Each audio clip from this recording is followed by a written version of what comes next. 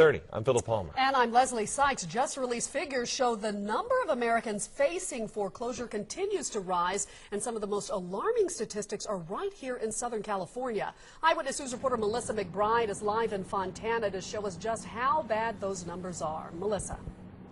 Well, Leslie, there are the obvious signs that there's a problem here in California, the ones that say for sale, but this foreclosed home behind me here is one of many in this neighborhood, and there are other signs that tell you that there is a very big problem here, especially in the Inland Empire. The grass here has not been watered in weeks, the plants are dead, and even weeds are sprouting up from the garage. This is one of many vacant homes in this neighborhood, and all indicators are that the numbers out today are only going to get worse.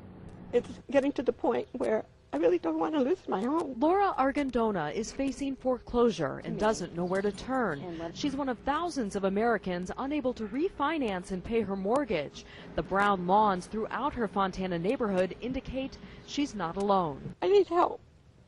They told me I have to come up with $6,000 plus in order to catch up, and then they'll give me a plan. In LA County, there were 13,252 foreclosure filings last month, up 41% from last July. In Orange County, the roughly 4,300 filings equal a 177% increase. San Bernardino County saw an 89% jump from 1 year ago. There were nearly 8,300 foreclosures in Riverside County in July. That's a 124% increase.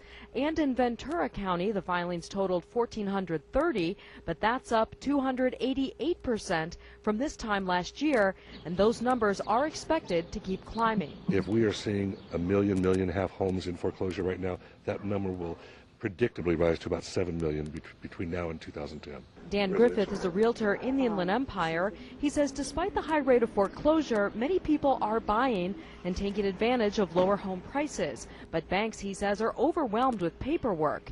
If you are facing foreclosure, he says, don't avoid the situation. We've been trained to be ashamed of such situations. Don't be ashamed.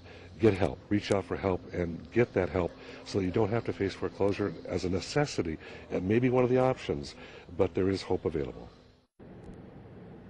And Griffith says don't pay for services up front to get help with your mortgage. He says there are a lot of scams out there. If you need some help, he says a good place to start is with a realtor.